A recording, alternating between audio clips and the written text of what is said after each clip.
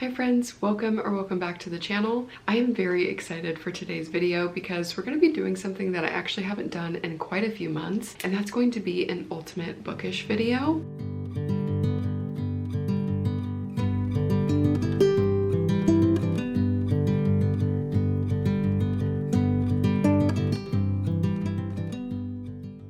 These videos can kind of look different every single time that I do them. I kind of just run through my to-do list of bookish things. So for this weekend, that's going to include trying to desperately get caught up on my book journal. I have let that go completely to the wayside. I actually haven't touched it since our last bookish video, which was in like July. From there, I need to do a massive book unhaul. I think I have roughly 20 or so books that I'm wanting to unhaul. As we're in the cozy season, I have a fall recipe that I'm wanting to bake and try out, and then tomorrow I'm meeting up with some of my girlfriends for coffee and checking out an indie bookstore that I've never been to before. And throughout the next few days, I have a book in mind that I'd like to read an audiobook throughout our time together. I'm not sure if I'll be able to finish this in 2 days because it is like a 500-page book, but I think we can get a good chunk of the way through this. And this has kind of been the book of the season. I have seen everyone talking about this, and at this point I do have FOMO and I want to see what all the hype's about. So throughout this video, I'll keep you guys updated on my progress through If It Makes You Happy by Julia Olivia. But that is the plan.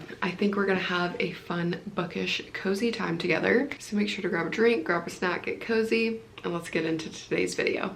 So we're at my desk now so that I can finally start printing some things off for this reading journal. And if you guys have been here for any amount of time, you will know the love-hate relationship I have with this reading journal. I do love the idea of this, of being able to track my reads, have something to reflect back upon at the end of this year. But I just really wasn't anticipating what the upkeep would be like for this. And I even have a cop-out version of a reading journal compared to a lot of other people who do everything by hand.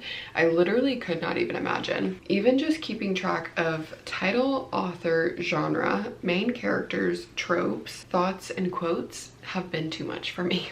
And looking at the last books that I put in here, it was actually worse than I thought. I really have only gotten caught up through May. So there's a lot that we're gonna have to do with this. I think what my game plan is I'm just gonna try and focus on this top section here.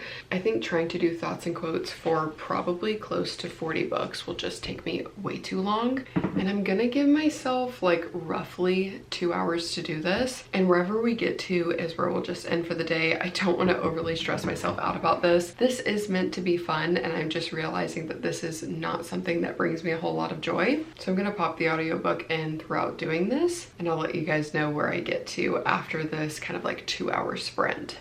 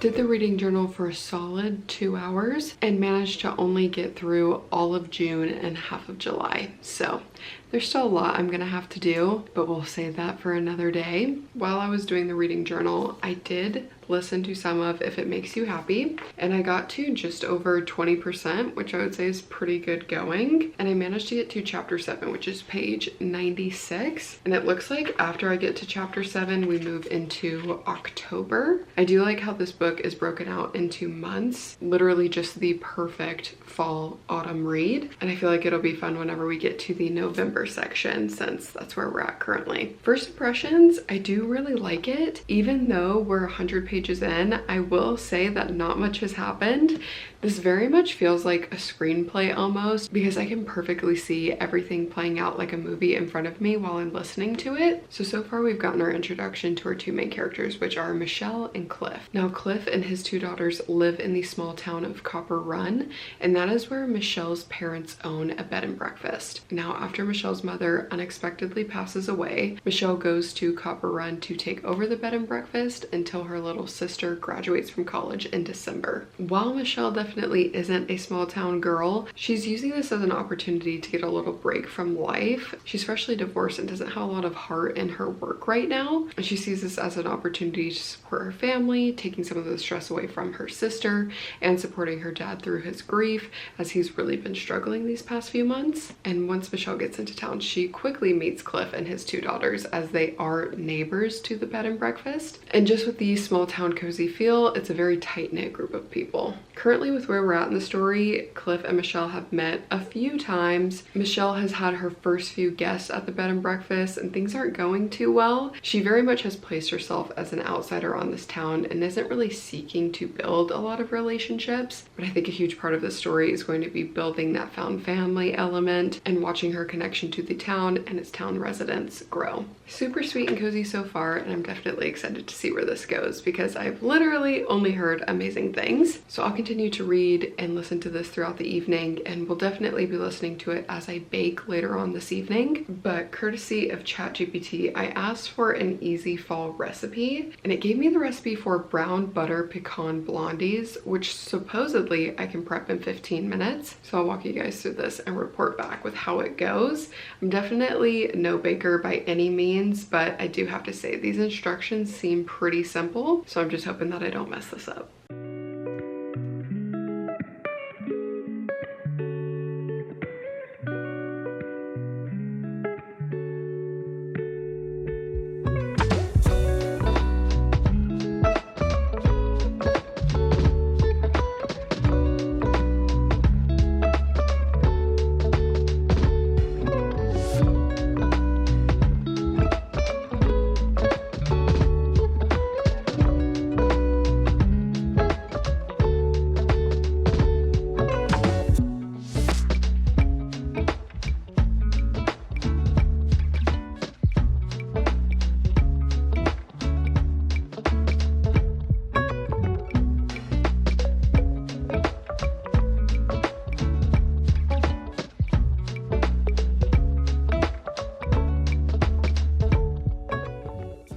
Okay friends, next day. Managed to get to 35% of the way through, if it makes you happy. It still is just going over so smoothly, and I can definitely understand why people describe this as bingeable. It literally is such a breeze to get through. We will continue to read this throughout the day. I think we'll definitely be able to get over like 50%, which I feel like is pretty good going.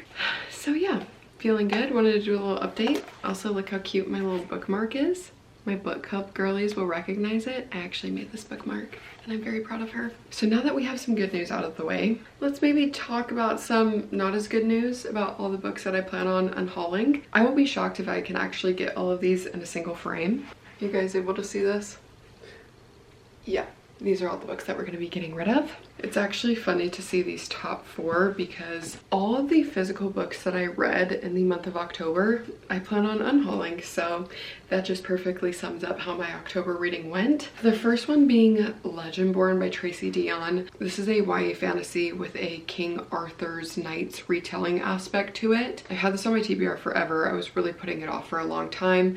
It's pretty chunky, and it is at this moment an incomplete series. I think there's still 2 more books that need to be released, and I think my intuition was right with this one for putting it off for so long. Something about the writing style, I just found it to be very much info dumping, and it just didn't lead to being a overall enjoyable reading experience. I just felt like it dragged, and I never could reach a place of flow while reading this. So she will find a better home. I trust that fully. From there, I have The Fake Mate by Lana Ferguson. I had a lot of high hopes going into this spicy wolf shifter romance. It was very much smut heavy, kind of insta love, and one of my least favorite romance tropes, which is fake dating. Overall, this is just a pass for me, and I think other people will like this much more than I did.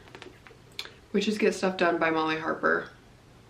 All I gotta say is I'm glad that I thrifted this and I didn't waste a whole lot of money on this book. Don't ever plan on reading anything else by this author. The writing style was very elementary. The Ballad of Never After, but I also have book 1 in this series, Once Upon a Broken Heart. I just kept waiting for this to be great. I'll even take good. Unfortunately, this series was neither. These are just beyond YA and generally geared towards like young teenagers. Couldn't connect with the storyline or the characters whatsoever. From there, I have Expiration Dates by Rebecca Searle. This is my first book by this author, and again, I was just waiting for this to be great. It's a really short, categorized as romance, but I would say that this is more so women's fiction with a subplot of romance. Whenever we have less than 300 pages in a book, an author needs to be very intentional with how each page is being used. Unfortunately, I feel like the first half of this book was completely wasted with unnecessary backstory, and we didn't actually get to the point until about 150 pages through, and with so little of the book left, I never had an opportunity to really get to learn and connect with our main character.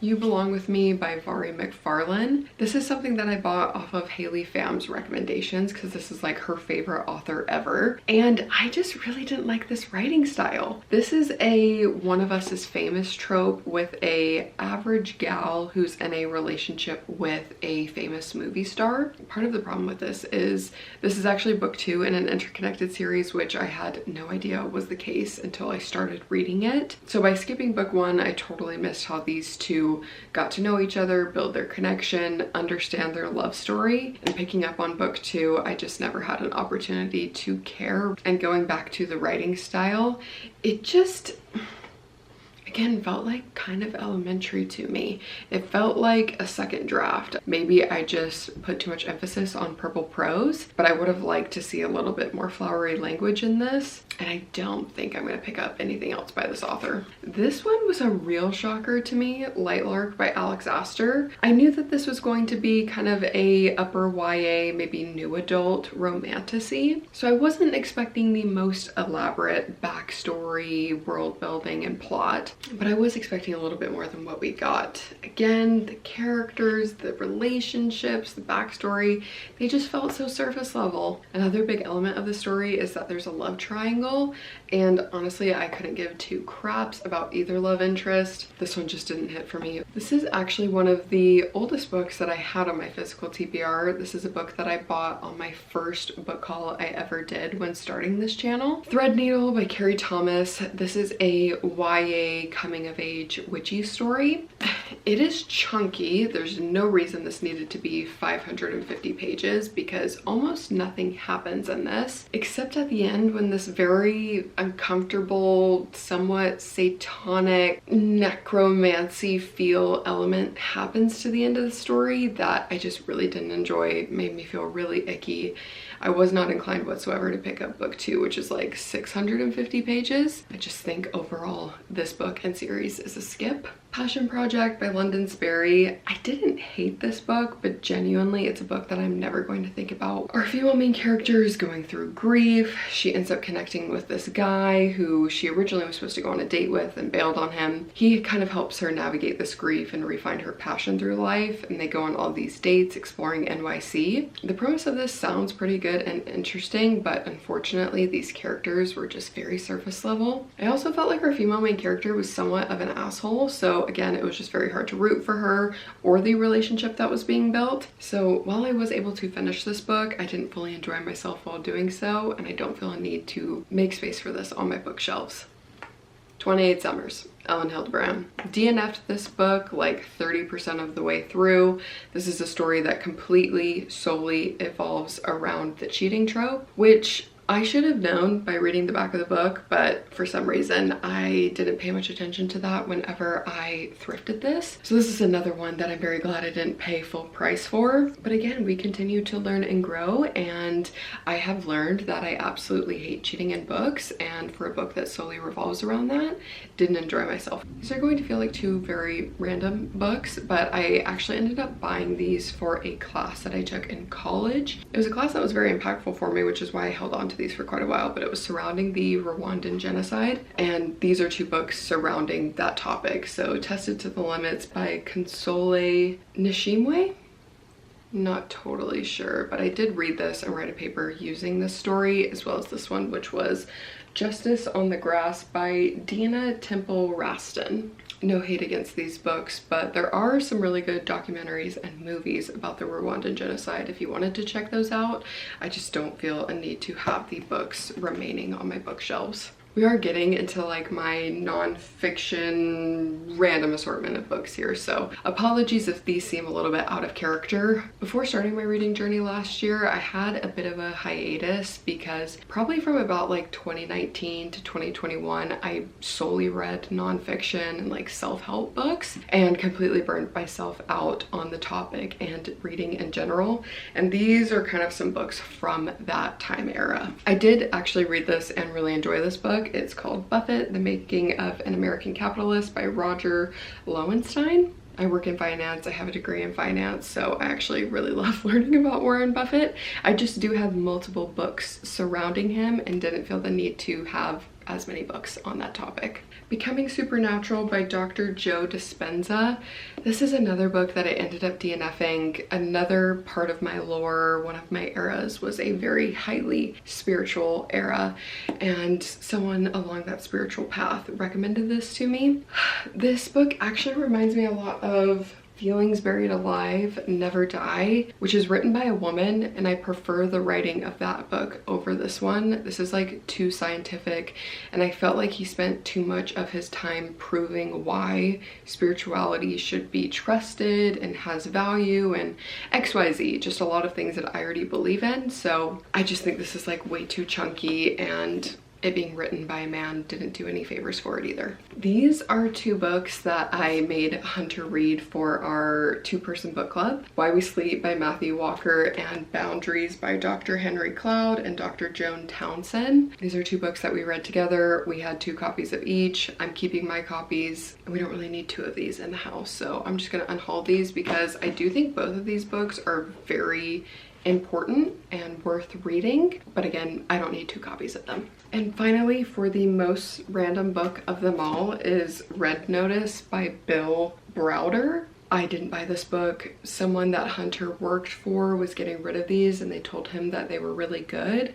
So he brought them home to me and said like, oh, if you want to read this, you can have it. But it's like about Russia and dangerous spy missions and crime thrillers. I don't know. I just don't ever see myself reading this. This book is definitely like written by a boy, meant for boys, and I have so many other things on the TBR that I'd rather prioritize. So I think that ends up being 18 or 19 books that I am unhauling, which is great because that frees up so much space on my bookshelves. So you know what that means. That means that it's time to go to the coffee shop and check out a bookstore and hopefully buy more books.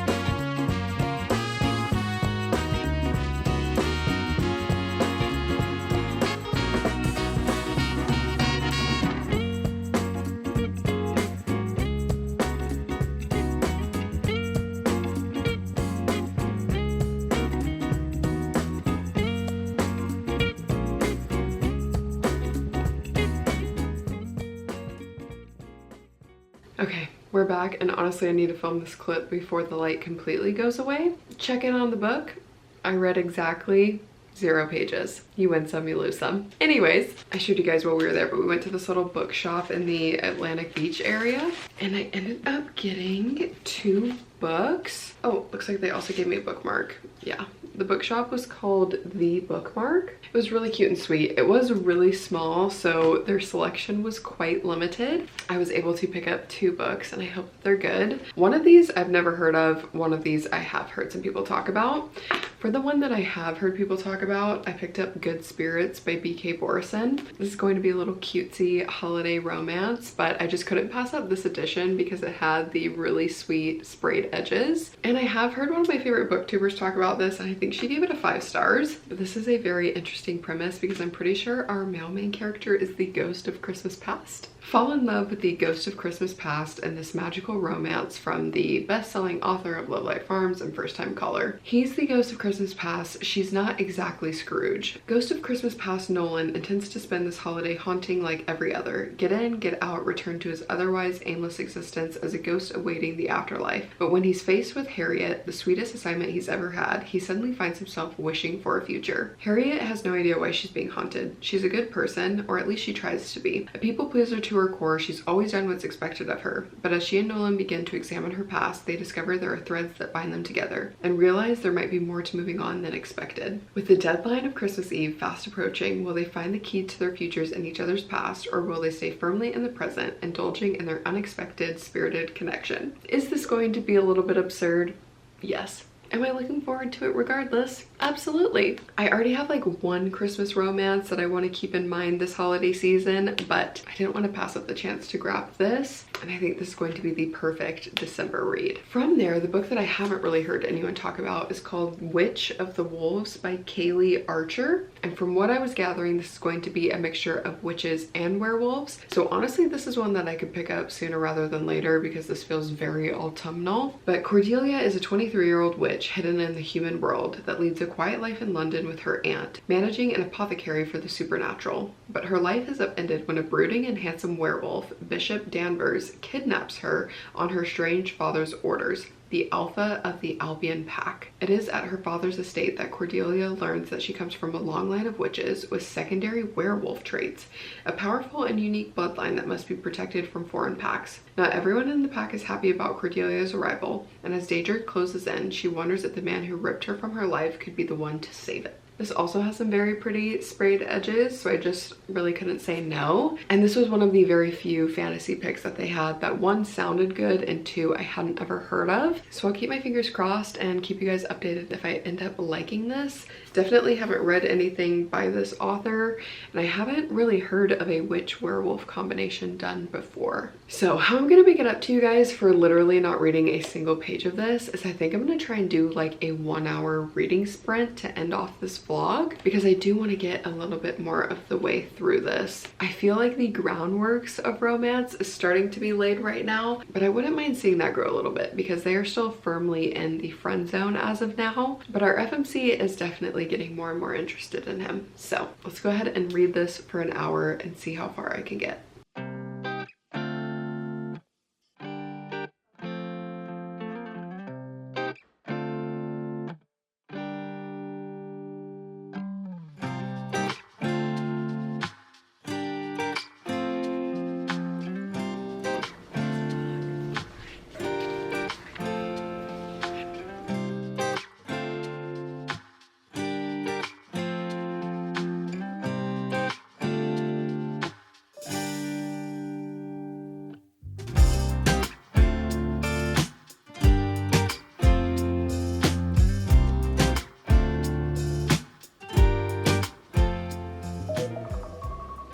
Managed to get like 80 pages read, and I'm now on chapter 19.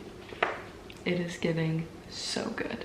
It is a few days later now, and I thought it was finally time to end off today's video. Since the last time I saw you, I've gotten so much further, and if it makes you happy, I literally only at this point have about 30 pages left. I will say that like the first 150 pages of this book, maybe even 200, were absolute perfection. But if you've read this and you know how it's separated out, I don't think that November was my favorite time period. I think the conflict that existed within November we could have shortened a little bit. So that did make this book drag just a hair, but even that being the case, I am absolutely loving this, but I'm going to save my overall final thoughts for my wrap up that comes at the end of this month. And that's also where where you'll be able to see my final rating for this book, unless you also want to follow me on Goodreads or Fable, which I do have linked below. But yeah, thank you so much for choosing to spend your time with me today. I really appreciate it if you did make it to the end of today's video. I think we had a lot of fun. We unhauled some books, got caught up on my reading journal, did some book shopping, hung out with friends, and even did a little bit of baking, which I never really talked to the camera after the baking, but those brown butter blondies were absolutely delicious. So I will also have the recipe written down below if you want to try it out. Me with next to no baking experience, I was even able to make it with relative ease. And if you're looking for an easy treat to make this holiday season, I would definitely recommend those. But this is where I will love you and leave you, so thank you so much for watching today's video. Make sure to like and subscribe if you haven't already so that you don't miss any of our upcoming videos, and I hope to catch you in the next one.